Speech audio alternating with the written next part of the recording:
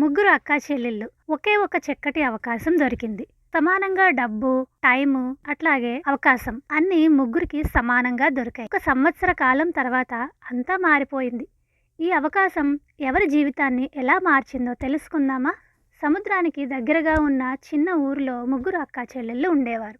ఆ ఊరిలో అందరూ చేపలు అమ్మి బతుకుతున్నారు. ఆ ముగ్గురు అక్కా చెల్లెళ్ళు కలిసి చేపలను శుభ్రం చేయడం, చేపల వలలని అల్లడం, అలానే తీరంలోకి వచ్చిన యాత్రికులందరికీ, జనాలందరికీ ఫుడ్ కూడా అమ్మేవారు. వాళ్ళ పేర్లు ఆన్య, మీనా, రమ్య. వాళ్ళ ముగ్గురు సుశీల అనే బామ్మ దగ్గర పనిచేసేవారు.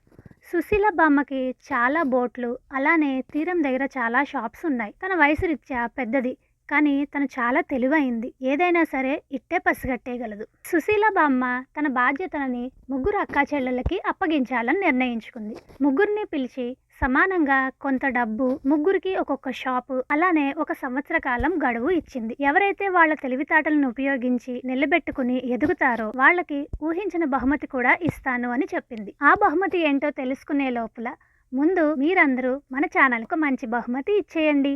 అదేనండి like, share, subscribe. Thank you all. Sushilamma సలహాలు ఏమీ చెప్పకుండా ముగ్గురికి కీస్ ని, డబ్బుని ఇస్తుంది.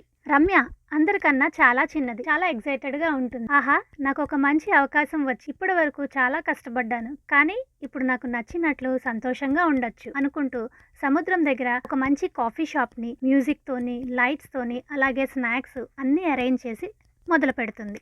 మీనా రెండో అమ్మాయి. తనకి ఎప్పుడు ఏదైనా చేయాలంటే భయం ఎక్కువ. డబ్బులు పోకుండా జాగ్రత్తగా దాచుకుంటే సరిపోతుంది కదా, రిస్క్ చేయకుండా సేఫ్గా ఉండాలి అని ఇలాంటి ఆలోచనలతో కలిగిన అమ్మాయి. తను ఎక్కువ ఖర్చు పెట్టకుండా తనకిచ్చిన డబ్బులలో చాలా కొంచెం డబ్బులతో మాత్రం ఒక చిన్న షాప్ పెడుతుంది. అందులో ఇంటికి సంబంధించిన వస్తువులన్నిటిని అమ్మడం మొదలు పెడుతుంది. అందరికన్నా పెద్దది ఆన్య. నిదానంగా ఏ పనినైనా ఆలోచించి చేస్తుంది. అందరినీ కలుపుకొని పోవటం తనకున్న మంచి లక్ష్యం. తనకి తెలిసిన పనులని, అంటే చేపలని శుభ్రం చేయడం, బోట్ని రిపేర్ చేయడం, అలాగే వలలని అల్లడం, ఈ పనులన్నీ చేయడానికి ఒక షాప్ ని తెరిచింది. రమ్య షాప్ ని బీచ్కి వచ్చిన వాళ్ళందరూ ఇష్టపడి తన షాప్ కి వచ్చేవారు. తనకి షాప్ చాలా బాగా జరుగుతుంది, డబ్బులు బాగా వస్తున్నాయి. తనకి తను ఇలా అనుకునేది, డబ్బులు వస్తున్నాయిలే, ఎందుకు నేను కష్టపడడం, షాప్ని తొందరగా కట్టేసి లేటుగా ఓపెన్ చేస్తుంది కదా అనుకునేది.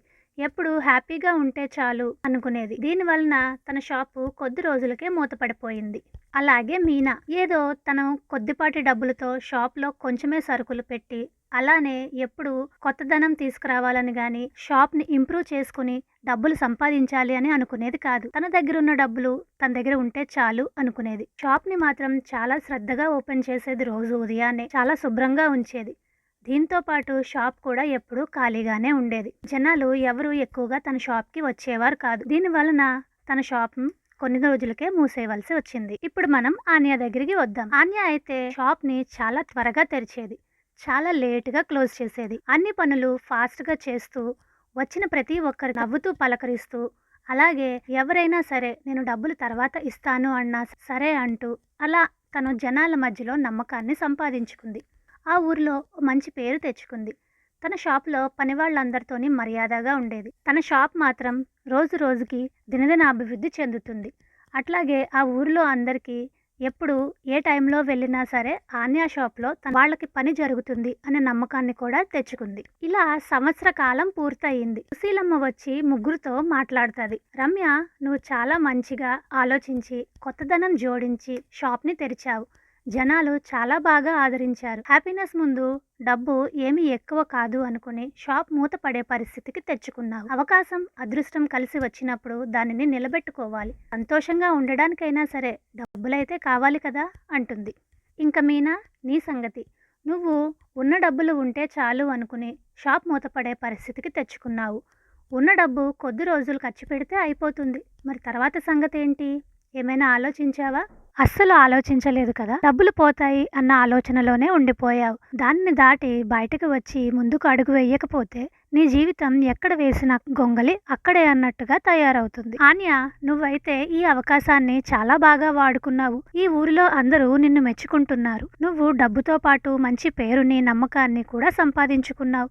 ఇలాగే నువ్వు జీవితంలో చాలా ముందుకు వెళ్ళాలి అని ఆశీర్వదిస్తుంది. మిగిలిన ఇద్దరికి వాళ్ళు చేసిన తప్పులను గుర్తు చేస్తూ, మీరు వాటిని అధిగమించి స్థిరపడాలి అని చెప్తాది. తన బాధ్యతలు అన్నీ పెద్దదైన ఆన్యాకే అప్పగిస్తుంది. మిగిలిన ఇద్దరికీ కూడా బహుమతి ఇస్తుంది. ఏమిటంటే వాళ్ళ షాపులని వాళ్ళకే ఇస్తుంది. కష్టపడి పైకి రమ్మని చెప్తుంది. మీకు బామ్మ చెప్పిన మాటలు నచ్చాయా? లేక వేరే రకంగా ఏమైనా వాళ్ళకి అర్థమయ్యేలా చెప్తే బాగుండేదా? కామెంట్స్ చేయండి. Thanks for watching.